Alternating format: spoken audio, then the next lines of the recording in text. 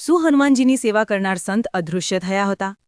એક મંદિર, હનુમાનજીની સાંજની આરતીનો દિવ્ય માહોલ, ભક્તોની ભીડ, અને એ ભીડમાં એક સંત. રોજ આરતી પછી એ દેખાતા.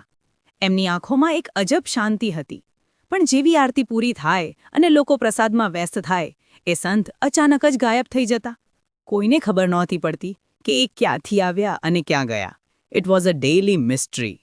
ઘણા લોકોનું તો દ્રઢપણે માનવું હતું કે એ કોઈ સામાન્ય મનુષ્ય નથી, પણ હનુમાનજીના જ કોઈ દૈવી દૂત છે, અ ડિવાઇન મેસેન્જર, જેઓ ફક્ત આરતીના સમયે જ પ્રગટ થાય છે. ઇન્ટરેસ્ટિંગ વાત એ છે કે આવી ઘટનાઓના ઉલ્લેખ બીજી સંસ્કૃતિઓમાં પણ મળે છે, જેમ કે ખ્રિસ્તી પરંપરામાં સંતોના બાયલોકેશનના કિસ્સા, એટલે કે એક જ સમયે બે જગ્યાએ હાજર રહેવાની શક્તિ.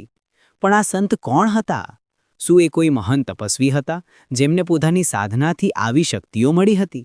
આ સવાલોનો જવાબ આજે પણ એક અકથિત રહસ્ય છે. આ ઘટના આપણને શીખવે છે કે શ્રદ્ધાનો